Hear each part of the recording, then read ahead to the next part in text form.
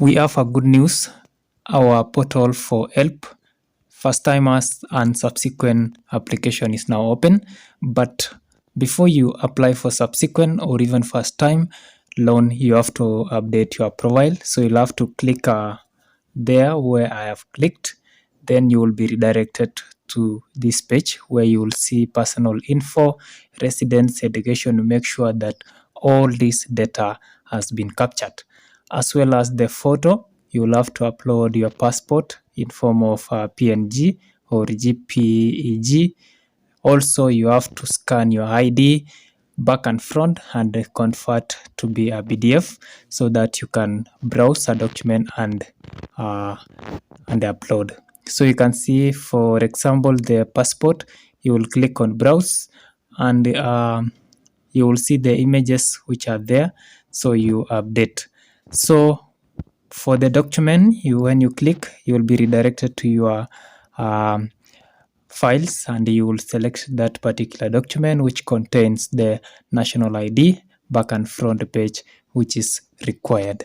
So the next category is residence. So you confirm if your residence data is there and it is up to date. For example, some may be told you need to update resident before applying for subsequent loan, and this is necessary because the profile will indicate you've not updated. The next is education. So education, you will have to add institution. For first timers, you will have to add education level, then primary, secondary, and so forth. So you'll have to enter your school, then if the school is public or private, and as well the year you sat for that particular examination. So as you can see, these are the levels of education I've attained. Or we have primary and we have secondary. So also you need to update your institutional details. This is the details of your university. For example, if you are the first time to apply this, you will be given some portions to confirm your details, insert your registration number and so forth. Also, you'll be required to add siblings and their ID numbers if applicable. But because I've already applied, I'm going to use the to click on pursuing the course, which is in there. You can see in the screen. So these are the details you need to update in the institutional details: current year of study, mode of study, registration number, year of admission, study duration, and the year of completion. So you can see maybe I'm in that year. The mode of study is full-time, so I'm going to insert the admission number. That's the registration number. Then also year of admission 2023, year study duration 4 years, then it will end 2027. How many of your brothers are in a higher learning of institution, or how many of your siblings are there? So you will have to click then continue, proceed. So when you click save and continue, you will be again redirected to another page. But because I've not filled the admission or registration number, it might not proceed. But I'm going to proceed and check on I'm pursuing this course. So make sure to click that if already you've updated your details. You can also add the siblings and so forth. So we will be going to another category of parents. So you which type of family do you come from? So make sure if your parents are alive, both, or you're open, or you're with you don't have father and you have mother, or vice versa, you will have to indicate. Then the parent, maybe mother, ID number, and so forth. So you'll have to make sure to add all these details.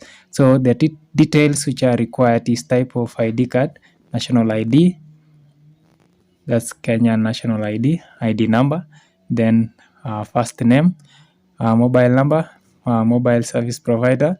You can use Safaricom, Airtel, and so forth. So parents' phone number, you insert there. For example, this is an example of a phone number. This belongs to Safaricom. And if you finish updating these details, you submit. And when you submit, again, you will be redirected to another page.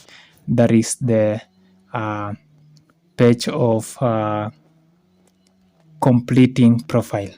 So when you click on complete profile, when you are first timer, you will be taken to another page when you will be asked, do you want to apply for HELB loan or scholarship only? So you'll have to choose category which you want to apply. For example, if you want HELB loan and you don't want scholarship, you choose HELB loan only.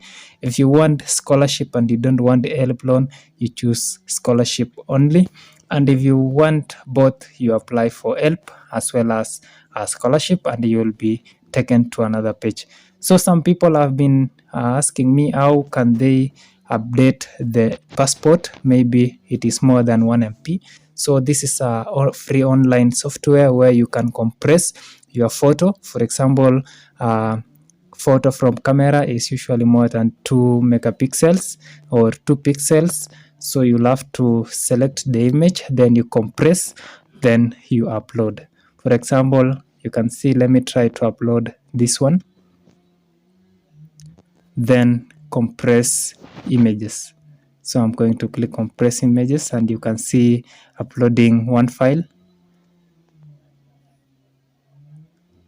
So compressing images, and boom, you can see the image has been compressed from 384 kb to 366, so 5% smaller. Then you download that particular image and you go and update as your passport photo.